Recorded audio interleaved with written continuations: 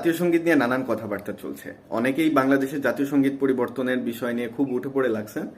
তো আমি এর পক্ষে বা বিপক্ষে নাই, কিন্তু যেহেতু ধর্মীয় ইস্যু আসছে, বারবার গানের ভিতরে মা কথাটা উল্লেখ করা হয়েছে, সেজন্য অনেকেই ভাবছেন যে এটা ধার্মিক একটা ইস্যু। তো ধার্মিক ইস্যু নিয়ে কথা আমি বাদই দিলাম। অনেকগুলো কারণ আছে যে কারণে এই জাতীয় সঙ্গীত পরিবর্তন করা যেতে পারে। যেমন এই গানের সুরটা গগন হর করার টোটালি নকল একটা সুর। আপনারা যারা গগন হর করার এই গানটা শুনেছেন তারা জানবেন যে এই গানটা টোটালি তার সুর নকল করা বা চুরি করা। এবং রবীন্দ্রনাথ অনেক আগে থেকেই এই চুরি চামারির ব্যাপারে খুবই এক্সপার্ট। তার অনেক লেখা, অনেক কাব্যগ্রন্থ কিন্তু চুরি করা। তো এগুলোও বাদ যদি আপনি দেন, তো এই গানটা হচ্ছে আমাদের দেশ স্বাধীনের অনেক আগে গাওয়া। এটাও বাদ যদি দেন, তো রবীন্দ্রনাথ ঠাকুর কিন্তু বাংলাদেশের কোনোদিনই ভালো চাননি। তিনি বাংলাদেশে বিশ্ববিদ্যালয় হওয়ার টোটালি বিপক্ষে ছিলেন। তিনি চাইতেন এদেশের মানুষ অশিক্ষিত হোক, এবং তিনি যে ভালোবাসা